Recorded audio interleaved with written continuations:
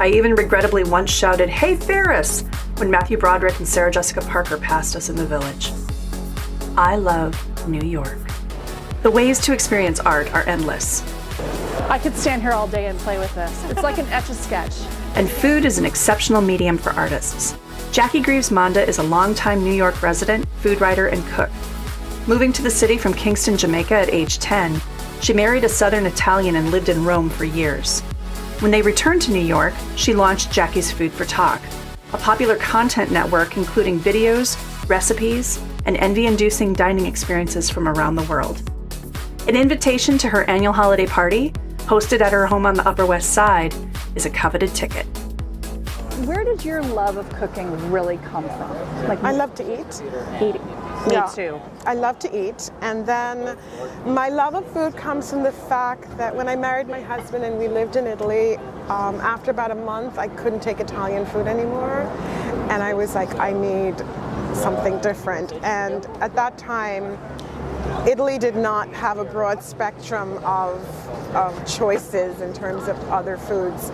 Ethnic foods really did not exist. There were one or two Chinese restaurants. There was one Vietnamese restaurant that still exists, surprisingly enough, but they weren't really great. But that was the only choice we had other than Italian food, and I need food. So then I started cooking Jamaican, which I didn't do before, and I started cooking Chinese. And my mom would ship me spices and things, and my girlfriend who'd married a German, she lived in Germany, she was shipping me spices and sauces and things from Germany. So it just became something out of necessity. And then I had a few friends, Italian friends in Italy who were really great cooks.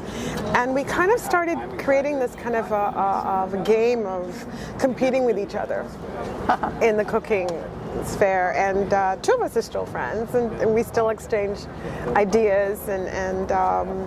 But it was a fun thing to do. And then we moved back to New York, and then I was like, oh, but Italian food isn't Italian food. So now I had to recreate Italian food in New York without the right ingredients. You're constantly trying to recreate and to it's about food memory. I mean, the best meals in the world are the ones that you remember, the flavors, and they're never exactly the same, because even when you go back, it's never going to be the same. But you always live with the desire and the hope that you can have that flavor again. So True. That's kind of how I started, of just trying to then try to recreate my own family's recipes. A girlfriend of mine in Minneapolis is a chef, and she's from Laos originally. In fact, one of her restaurants, she named it Lat 14, and every dish on the menu is somewhere that touches the 14th latitude. Right. One of her pet peeves is when someone comes into her restaurant and says, well, that's not how my mom would make. Yeah, most of us are immigrants. Maybe second generation, maybe third generation, but we all grew up with something from our family backgrounds. Food was a sort of it was joy, it was love, it was family, and so you always want to recreate that love, especially when it's just you and your husband and your babies, and there's no one else to cook for you, and there's no one else to hug you, and no one else to you want your grandmother's soup, you want your grandmother's chicken stew, whatever it is, or in my case the curry goat or something like that, but you really want that. But of course, I mean, there's a little bit more to it than that. It's the way you cook things. When I cook Jamaican things now, there'll be a little Italian to it because it's been so many years. When you have influences that are by the sea or if it's an island, there's always an element that corresponds to another culture. I mean, I'll go to Venice and I'll find things and I'm like, oh, we kind of do something like that in Jamaica. So we forget about history. History is super important, and cooking really reflects history. And so things like this pasta recipe reflects, the sailors who were going back and forth, the spices. You're talking about the Ottoman Empire. You're talking about, the Venice that was going back and forth, to Turkey and so on.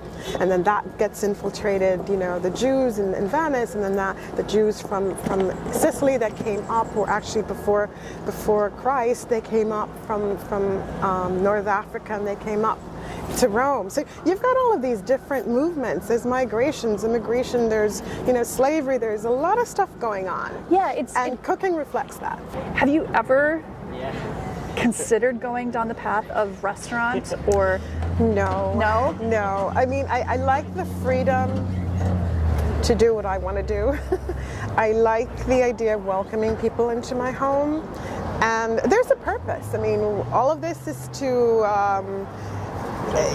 you have no idea how many people since, the opening up after COVID, the initial stages of COVID, I should say, are now so happy when they get an invitation. They're like, oh my goodness, we hadn't realized how important this was.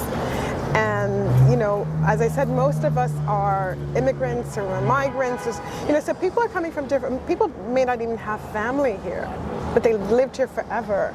And our home kind of became like a place that they came over and they're free to talk, they're free to, we have a lot of celebrities, I guess you could call them, whether, actors, writers, directors, and so forth, and no one takes pictures of them. No one, corners them and asks for an autograph. You don't do that. Mm-hmm. My home is your home. My home it's where you can be comfortable, you can relax. You don't have to wear makeup. You don't have to be dressy.